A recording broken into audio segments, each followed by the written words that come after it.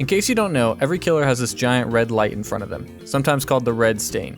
Basically, if you see it coming around a corner, the killer's probably also coming around the corner. If you don't see a red stain coming around the corner, they're probably not coming, or you're about to get slapped in the face. Let's take a look at how to do the second one. The first thing you can do is moonwalk, which just means turn around, your red stain won't show up to the survivor, and hopefully they make a bad decision and you can slap them in the face.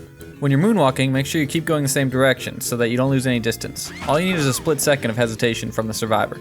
As long as they can't see you, this can even work on 110 killers like Huntress. Sometimes it's good to even hesitate for a second, just to make them think that you're coming around the other way.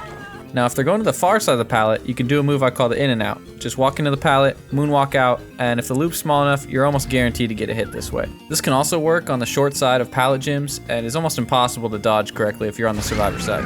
If you suspect a survivor is camping a pallet, all you have to do is walk into one side of the loop, start your swing, and come back into the open side. Even after pallet validation, you'll still get a lot of hits this way. Sometimes you can hear them on the other side of the pallet if they're injured, but most often you can tell if they're camping if they're just not that good at looping.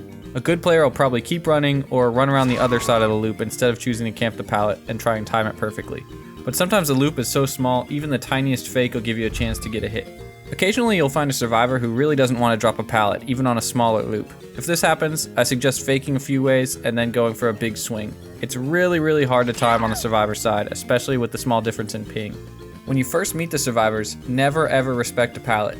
This is commonly how bully squads tell if you're going to be easy to loop or not. Remember, most survivors aren't used to facing good killers, and small little tricks can quickly throw them off their game. When I say during the first meeting, this is what I mean. For some reason, this Meg thinks that I won't just walk through and stab her in the back of the head, which is exactly what I do. Later in the game, I use the experience of what she thinks I'll do to avoid a stun and guess a pallet drop correctly. Speaking of guessing the pallet drop correctly, if one side of the loop is shorter than— okay, wait a minute, what is happening with my arms here? Why does Ghostface's shadow look like this? Looks like the Elmo and Hell meme. Anyway, if one side of the loop is shorter than the other, when you know they have to drop the pallet, just go around and you should be able to get a hit that way. Good survivors may test you for this and will keep running around the car without dropping the pallet. Now the pallet dropping animation is actually kind of long, so if you're at a distance where you know they'll have to drop it, and at a loop where you know they won't see you double back, this is a great way to get a hit. The tiny little Ormond loop tiles are great for this. I know you probably don't need help getting a hit here, but just faking one way and coming back will give you enough time, even if you doubt yourself like I did.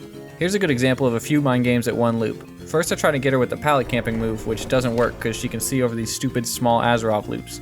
Then I go circle around one way, and as I think she can't see me, I try doubling back, but I'm a half second too early, so she knows to go.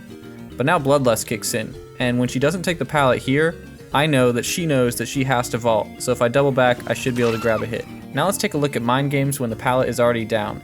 There's almost always one shorter side of the loop, and this is the side that you want to try and get a hit on.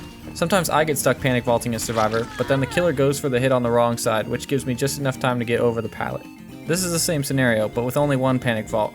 I go around toward the long side, and then I come back toward the short side. If I tried it the other way, I just wouldn't have the lunge distance to get a hit. The same thing applies here as Wraith. As I uncloak at the short side, I start moving toward the long side. After waiting a second, they panic vault right into my hands. Even on the little baby Ormond loops, there's always a shorter side that you should go for a hit on. Also, please don't run toward your teammates on hook when you have the killer on you. The last mind game works on more patient survivors, who aren't prone to panic vaulting. When you're coming around the side of the loop, turn your camera really quickly like you're doubling back. You only need a half second of hesitation here, and it's best to do it right when they're reaching the pallet, because they have to decide whether they're going to vault or not. This is another good example, flipping my camera really quickly so she decides to fake the vault, and even Dead Hard can't save her after that. When you're doing these mind games, it's important not to doubt yourself. I was playing a pretty good survivor who I thought might still take the vault even though I faked, but he didn't, and I missed getting a hit. When he actually got to a safe window because of that, you can tell that I wasn't too thrilled with my own mistake. Fuck!